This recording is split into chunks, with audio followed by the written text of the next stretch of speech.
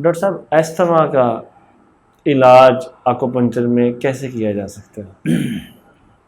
देखिए बात ये जो हम एक्यूपंक्चर की तरफ जब बात करते हैं तो इसके पीछे पूरी एक ट्रेडिशनल चाइनीज़ मेडिसिन की फ़िलॉसफी है, ठीक है जी।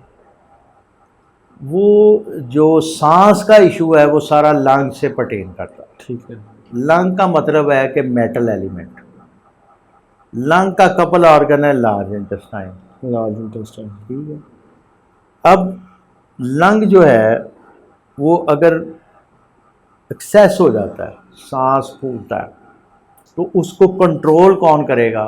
फायर एलिमेंट करेगा। तो बेसिकली हमने उस लंग्स को उन उन पॉइंट्स को एक्टिवेट करना है जिससे उसका वो अस्थमा ठीक हो जाए।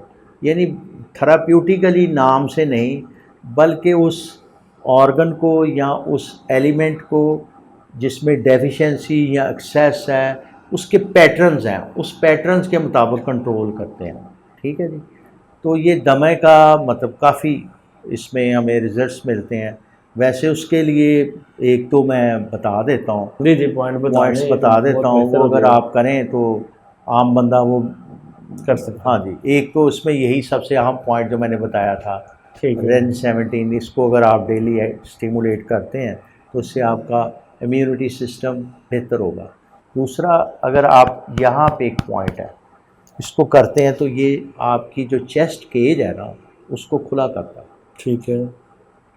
यानी इसके पीछे तो मैकेनिज़्म बड़ा है, ये GB21 है, लेकिन आपकी चेस्ट केज को ये बड़ा करता है। ये हार्ट के लिए बड़ा अच्छा है, लंग्स के लिए अच्छा है। तो ये दो करें। तीसरा जो पॉइंट है आपका, आप हाथ ऐसे करें जी और ये जिस जगह पे आके आपकी उंगली रुकती है ना, जी।